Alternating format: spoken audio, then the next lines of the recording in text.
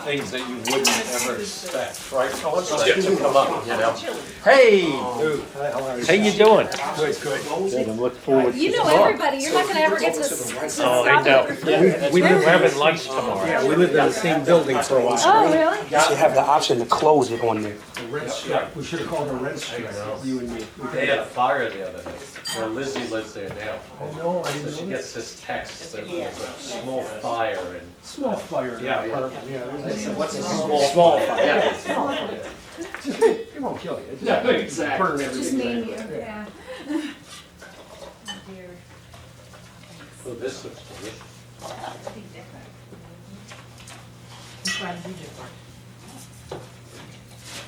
Oh, thank you. Appreciate that.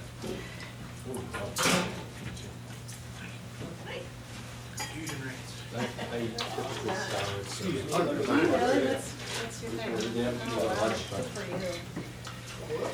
unless I make it to Tomlinson and I see something, but like yesterday, they had this fried chicken, which is, enjoy you just, you know, but I'm gonna have it. I don't know if it's in the that they have so good. I never rave about a sandwich. No, those were really good. Yes. No, those were really good. And that turkey one, the chicken was so good.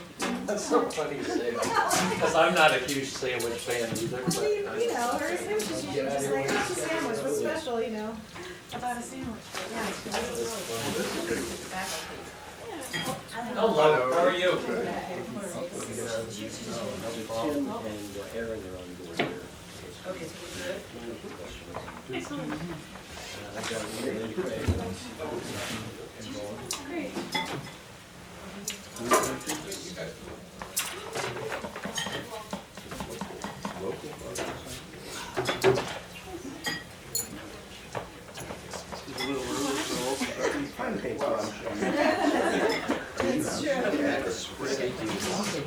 Similar Okay. kinds of DNA, That's our certain subset of the at population. least if I do. You don't want to. Close off the sink, so that wouldn't work. Yeah. All right, so I'm ready. So, and yeah, I blew everything else, just very briefly introduce yourself. And then I'll have them introduce them. Oh, yeah, or I That's what I can introduce thought. all. Maybe Oh, hide you want, this okay, out. that's I'll do fine. one just so we can explain what some of the experiences that Oh, the okay. resources that they have need. That was short. Just take it. You can, I hope at the end we open to questions and make it interactive. Yeah, I did. Like I said, there was a lot of questions, so like, you'll find that. We have cheers. You get Sit up here with us and you can be up. You want me to sit up here? Oh, no. All right, well, I can, but I'm not gonna talk. Just smile. Good shot, I don't want to.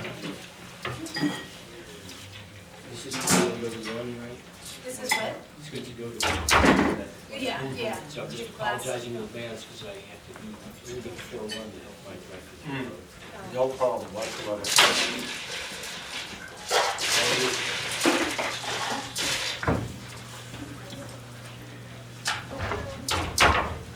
Lou knows everybody, huh? He's like the mayor. Hey, how are you? Good. Good, it's good to see you. No problem. How's everything going? Good, fine, thanks. Good. Hi, Jennifer. Are they out of date? Yeah.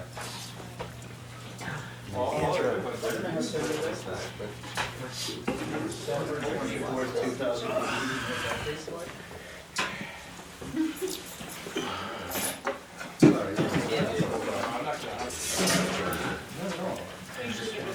How are you? Good, thanks. Well, Gonna find out. I do. I have. I don't know where she gets this stuff. We had a lot of stuff too. We had the tolerance dialogue yesterday, where we had a sort of a facilitated dialogue about LGBT rights and religious freedom. Yeah. We did that. We spoke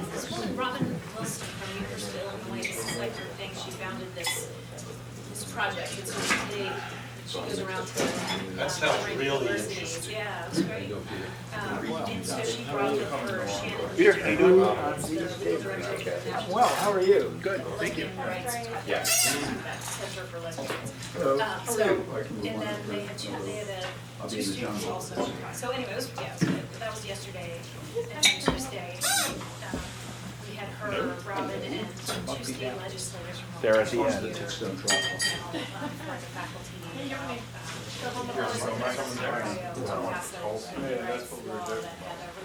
Intimidation in it, so it failed, but what happened? I want to know what generation I am. I think I'm too old to be a baby boomer. Oh, yeah. Yeah. No, I still qualify as a boomer, but. Are you? Yeah. Okay, well, Well, it's so interesting because the one legislator was like a hardcore. that's a pretty large swath. And Oh, just yeah, about how yeah. to just grow up in this very small town. and Does it go up? they never How long met, does it but go? It wasn't exactly like her. Wow. Very religious, and then he just. to that. I don't remember now how far it goes, but it's well into the way it is. Yeah. Is that the hippie He generation? ended I up don't know what being they're a called. big I don't either. advocate, you know, and it was interesting. You see the daily yesterday? Okay. Which had a huge article. I'm gonna get us started, I guess. Are you okay, or do you want to? Okay. I thought, well, it's 12:03, that's our usual faculty meeting starting time, I guess, so I'll get us started here. Thank you. So I'm so pleased to have this panel, which, as you know, was by sort of popular demand, and I know it's a busy time of year. But we are lucky to have Lou Stark, who's the university's vice president of student affairs here, and he's going to introduce his co-panelists and tell you a little bit about them. But to talk about sort of, I initially called this the millennial student, and then I found out that that term is not exactly accurate. So I guess that'll be part of what you can tell us. Yeah. So today's students and how they are different from the students you may know. So I guess let's thank them now and then. Thank you, Jesse, and thank you for lunch, delicious lunch. I'm Lou Stark, as Jesse said, and I'm the Vice President of Student Affairs at the university and responsible for all students, undergraduate and graduate students. Where I'd intersect, particularly with the law school, is I work closely with Sarah Polly and Mike McCarthy related to issues that might get kicked up to health and counseling, Title IX. Certainly the student groups come when they need additional funding, and so I'm able to help with some of those. And so that's kind of where some of the intersection is, particularly with the graduate students.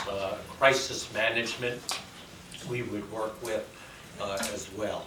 So with that said, I'm going to have the two other folks quickly introduce themselves and then kind of get started with our topic. So Jenna. So I'm Jenna McCarthy. I'm the Executive Director of University Health and Counseling, and also Wellness and Disability Resources comes under us. As Lou said, we are responsible for all students, so not just undergraduates, professional.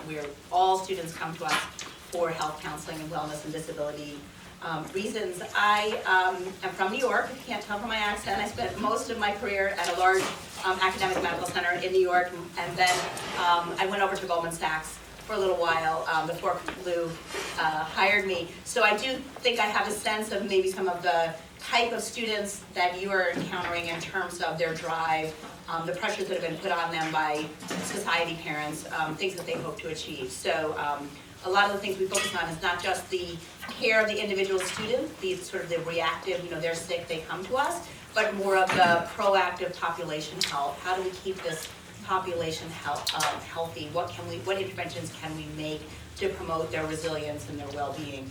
So that's a focus that we're taking on.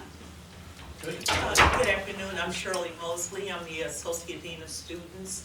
I'm also the Special Assistant to the Vice President for Student Affairs, and I'm the Interim Director for the Center for Women. I oversee the care management process that Lou spoke about. It's been up and running since about 2000, at the end of 2015.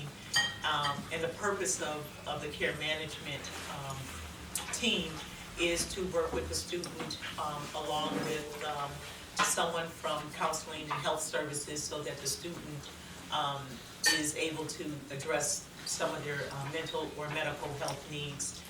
And sometimes we include a faculty advisor or whoever we feel is necessary in part of those meetings.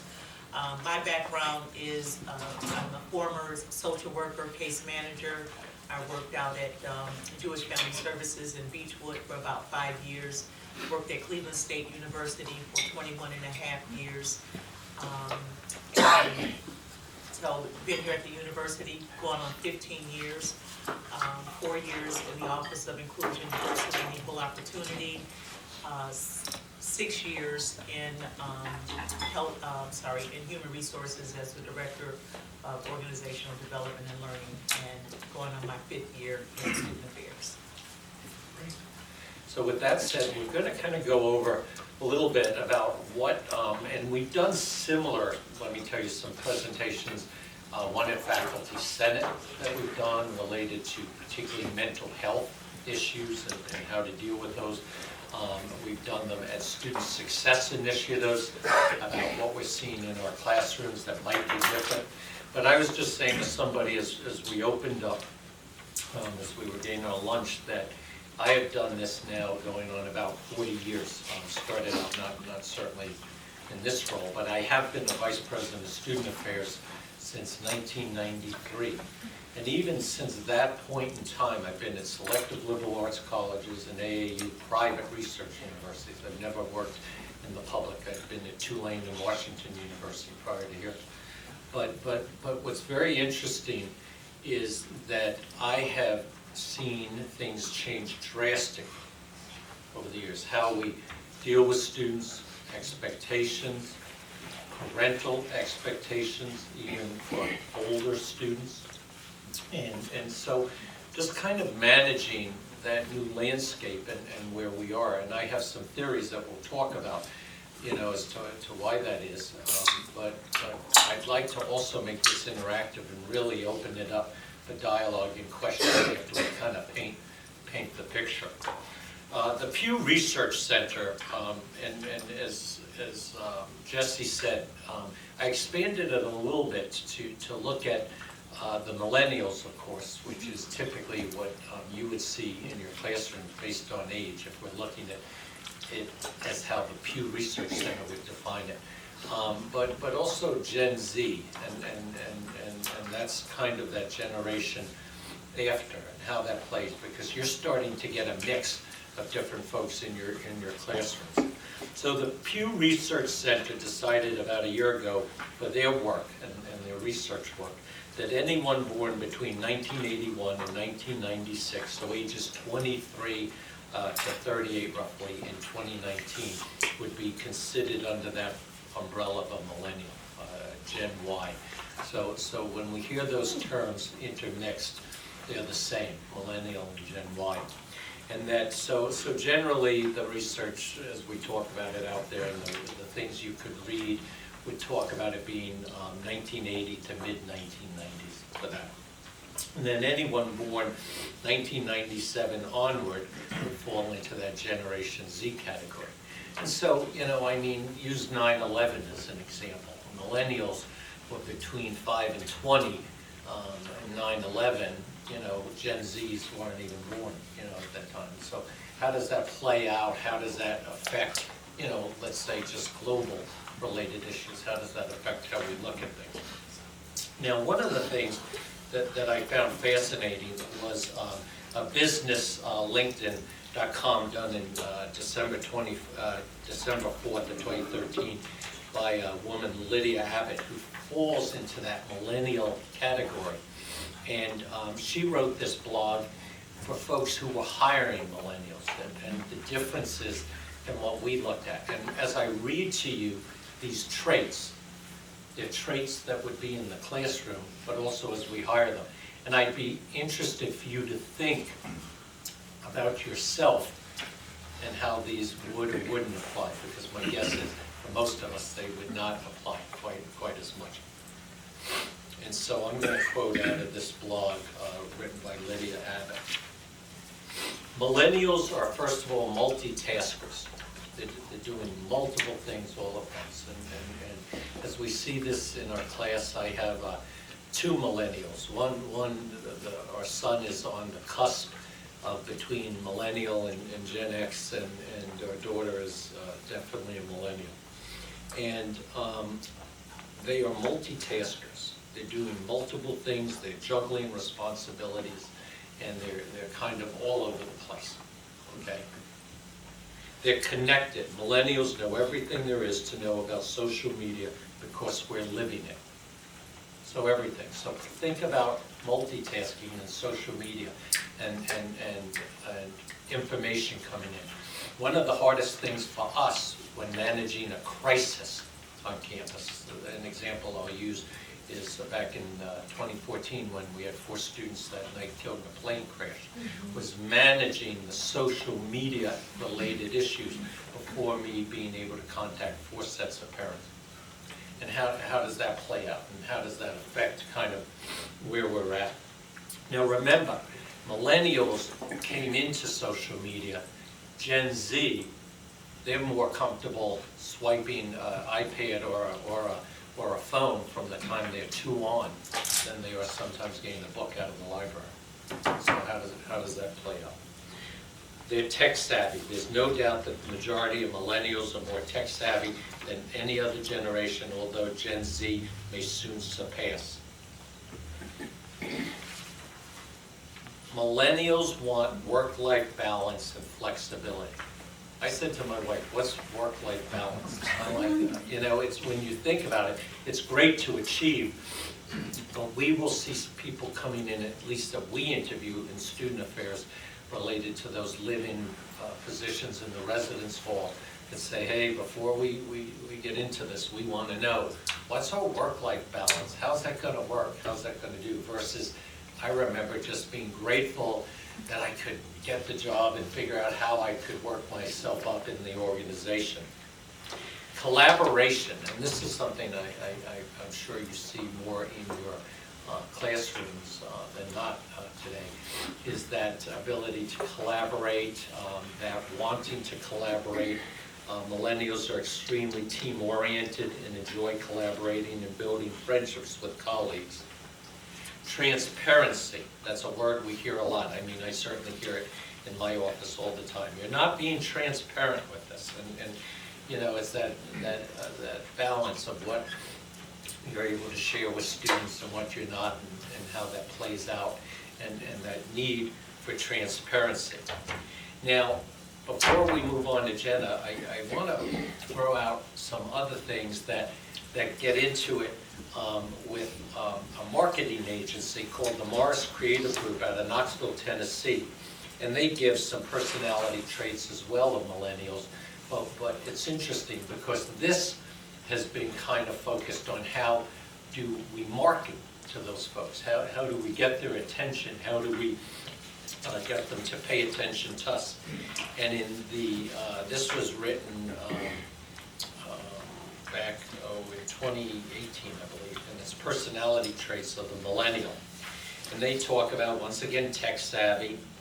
They're browsers, they're not buyers. So, right, they grew up in the recession, and they were there and active right in the middle of the recession. Many of them, and we've seen this in our office, their families have had to totally switch career paths, ways they did things, had difficulty paying for their education in different ways. So they may look at things a bit differently. Now that doesn't affect, for instance, my millennial. She's a buyer and not a browser. I wonder where that is. They're creative problem solvers. With less linear techniques than previous generations, millennials want to reach a decision fast and on their own terms. Want to get on, move on to the next thing. They're advice seekers. I even think of millennial staff I work with, and they'll say, I really need, you know, I want a mentor. They're looking for mentoring. They're looking for advice. They're looking for that positive feedback. And so sometimes, even with my style, I have to get used to that they are way more in need of constant feedback than my colleagues sitting up here with me today, and how that plays out. Millennials are famously frank. They say exactly what's on their mind. They're not afraid to go for what they want, and they're very direct in their means of doing so. I mean, we see that, you know, on a somewhat regular basis. You know, over the years that might be a way. And although Gen Z is moving away from this, millennials' parents have been way more involved, way more. If you think back to our college days, we would have been horrified had our parents called the Dean of Students office or reached out related to an issue. Not today, trust me. And now they're starting to call them snowplow parents, which worries me quite a bit because they come in with agendas and very focused, very direct, more than that helicopter parent who kind of hovered about. We're done with hovering. We're way more getting into that path. Strive for transparency and, once again, price picking. Goldman Sachs, for instance, discovered that 57% of millennials compare prices in the store, which is different than over time. So with those kinds of things thrown out, just to think about how that plays compared to where we were, I'm going to turn it over to Jenna, who's going to talk about millennials and mental health and some of the challenges that we see that also you see in the classroom and how we kind of overlap. And then Shirley's going to talk about our services and how we work together as a team to create the most successful students we can. So Jenna. So as you may know from your teaching experience, the amount of students with mental health issues has risen dramatically, particularly over the past 5 years. College campuses are describing a mental health crisis where we have so much demand for mental health services we can't keep up. The really interesting thing I think that's happened over the past 2 to 3 years is historically depression has always been the #1 diagnosis, the #1 reason that students sought help on college campuses, university campuses. That's actually switched nationwide to anxiety. So that's really very, very telling from my perspective to say there's not this sort of, you know, chronic sadness or inability to get to their goals or overwhelming feeling of guilt or that they're not good enough. It's switched to worry and stress. And what has happened in our society that students are presenting with anxiety, which is treated with a lot of the same drugs and a lot of the same modalities in terms of cognitive behavioral therapy, but it is different. It has a different flavor. And I'm wondering if you're seeing that in your classes as well, where there's panic attacks, excessive worry, people reaching out, wanting to make sure to get an A B is just not good enough. So that's been a market shift. There's also been a market increase in the number of students seeking services. So I mentioned this mental health crisis. That is a big buzzword in university health services delivery.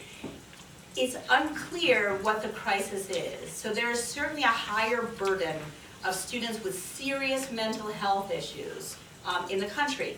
The other thing that's changed is that those students are now able to come to college. So because of the advent of better medications, better antipsychotic medications, students who maybe 10, 15, 20 years ago would have to go close to home, would live with parents, would live with family, and pursue their education that way. With the advent of these medications that don't have as many side effects and are much more liberating, students come here. So our health director likes to say, she's an adolescent medicine specialist, Sarah Lee, that when the student comes to the school, they're now cured of everything they had. So, they had bipolar depression, but now they're a first-year law student, they no longer have it. They have a peanut allergy in high school. When they get here, they don't have it. It's really this phenomenon of their adulting process of taking control over saying what they have and don't have. So we will see students on the undergraduate, but particularly in the professional schools where the pressure is higher, that they may have a well-managed mental health issue that now is tipped over because of the new and intense demands. And most of those students can easily be treated if they come early enough. But what I was saying about the shift to anxiety and the increased demand, the other reason we're having such an increased demand is the reduction of stigma. So this group, this age group is very willing to say, I suffer from depression, I have anxiety, I have ADHD, where previously that was secret and private. Now it's very, they're willing to share. This is great, you know, where students will say to one another, go over to counseling. Oh, you can't sleep? Go see the doctor over at Health Service. They have a psychiatrist over there. So this is really what we wanted and what we, for many, many years, were trying to break down stigma. Say mental health is just like a medical problem. You know, you have depression or you have diabetes. You need treatment. So this is sort of a consequence of what we wanted. We were at a conference, we're doing a big triple aim project, which is great, and I could go on for hours about it, but I'll put that aside. It's all on the Institute for Healthcare Improvement on improving healthcare delivery that we have on campus. Not maybe I see somebody smiling, maybe you've heard of the Institute of Healthcare Improvement. But we were at a conference, and one of the directors of the counseling center said he thinks that the pendulum may have swung too far on pathologizing every bit of stress and anxiety, that stress and anxiety are a part of life. And that by saying, oh, you need to see a counselor if you're stressed out, may not be the answer. We may need to look at our model of care delivery where anyone who feels stressed out needs to see a licensed mental health professional. We may need to go to more of a stepped model of care, a caring adult, a mentor, something that is going to help students manage their stress and anxiety. The example he used, it was pretty witty. He said that they had a certain number of urgent slots they could fill every day, and they had to have these two young women seen in an urgent slot. They had seen a mouse in their apartment. So he said, we have over-pathologized the viewing of a mouse as a mental health emergency. Yes, it's gross, but you really just need to call maintenance or get a couple straps. So it's evolving. We are really trying to figure out what's the best way to deliver mental health services on campus. I talked a little bit about our wellness programming, which really the goal is to boost sort of that resilience, reduce stress, get some self-management techniques in place, encourage social connectedness, which can help alleviate some of the progression towards really serious mental health issues during this very, very stressful time. Some of the things that we've done under Lou's leadership is we've integrated health and counseling. So previously they were distinct and separate. There was a medical service and a counseling service. We're now one for the past 3 years, which our professional team loves this model. They love working in this model. They love caring for a very ill student who has both medical and mental health issues as a team. So, for example, a student with substance abuse issues, that has medical complications and mental health. So we've got a team looking at them. Eating disorders, very, very difficult to treat. We've got, medical doctors, psychiatrists, and eating disorder counselors. This is really a great model, not only for the students, but for the professional staff. We have seen a tremendous increase in our volume with a 30% increase over the past 3 years. Some of that was some of the structural changes we made to our model. We also recognized that we really needed more psychiatry. So we have expanded our psychiatry. We've doubled the amount of psychiatry time we have. It's still not enough. We still are referring students to the community, using outside specialists for very specific reasons. But there's really a need there. So we expanded from 3 full days to 6 full days, and by the end of last semester, those slots were full. So there is really a need that we're trying to meet, and we're also trying to look at the model to say, are there other ways that we can support students? So that's my spiel. So from the Dean of Students Office, we work very closely with all the schools and programs on campus. Work very closely with University Health and Counseling Services as a resource. They're part of our care management team. On Mondays, we have what we call an undergraduate BIT, which is a behavioral intervention team. And so anyone across campus who's part of that team can put a student on that list and indicate what some of the concerns may be. The BIT team follows up to see if the student has any connections or connected to resources on campus. Some of those resources might be that they need to be connected to disability resources, so we make sure that they're connected there. They may need to be on care management. So if they're on care management, that means that they have a meeting with the Dean of Students Office, counseling services, or health services, their advisors. And so based on that meeting, we determine what are the resources that are available. Some students say, hey, I want to an outside provider. I don't want to go to counseling services. Sometimes it's because of the stigma, sometimes it's because of their health insurance. So we also make sure that when students are hospitalized, that they have to come to the Dean of Students' office to meet. We try to do that in a care management setting, but sometimes depending on the issues that brought the student to the hospital, we want to make sure that before they go to the classroom and sometimes before they go back to their room, that we've laid eyes on them and we see what their treatment plan is, so that we can follow up with them. Online in the Dean of Students office, there are multiple resources that are listed here. A couple of years ago, we put together, I'm going to pass this out, a faculty and staff guide to managing disruptive behaviors. And okay, in the classroom. So there are 2 guides coming out, and then this is the other one. So if you can just pass, yeah, thank you. Thank you. We're also connected with Interreligious Council. Sometimes there are students who may need to speak with someone because of their religion. We make sure that they're connected there as well. Church of the Covenant is a source that we use for students who don't have food or may need clothes in the winter or coats or whatever in the winter time. And we also have a graduate bid team that meets bi-weekly.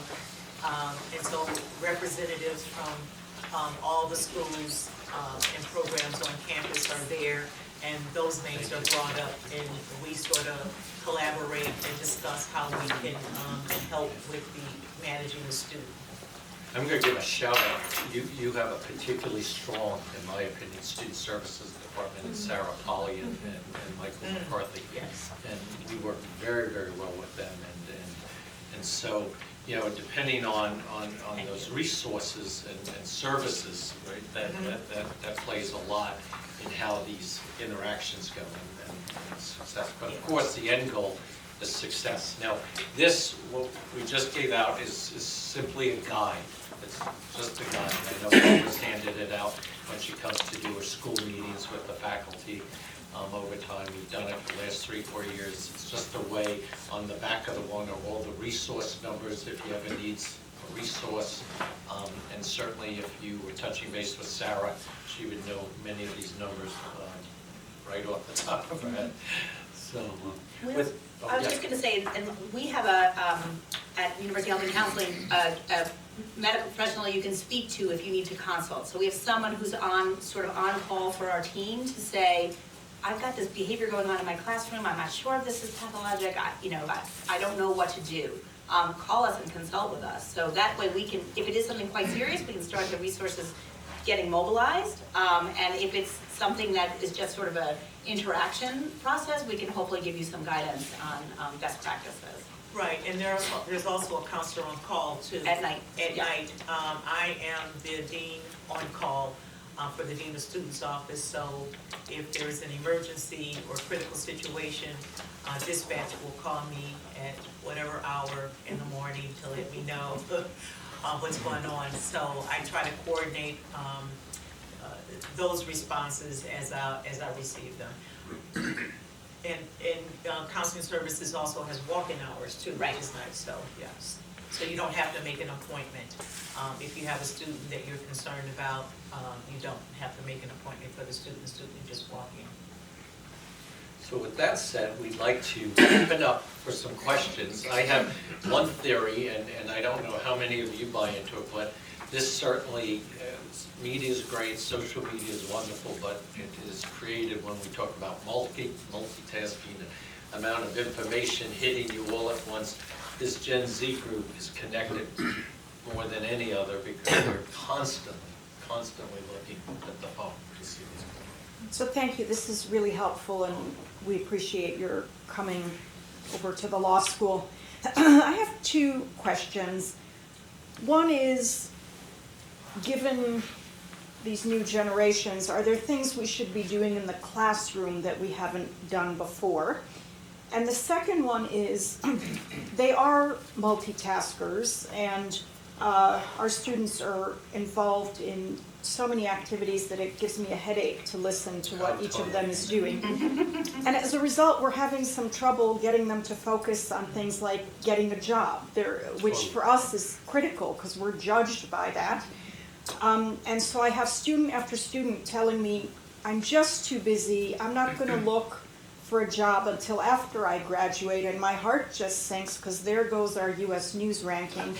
And so what do we do about getting them to multitask less, to have maybe 2 activities, which is I think all I had in law school, and to focus on what they came here for, which is to build a career and get a job, which is a huge conundrum for us.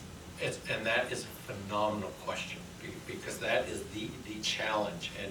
And I, the pedagogy and how you teach and kind of knowing that they work well in teams and kind of like to collaborate, that's all great. But I'm also a believer that at some point people have to be exposed and understand what they're walking out into.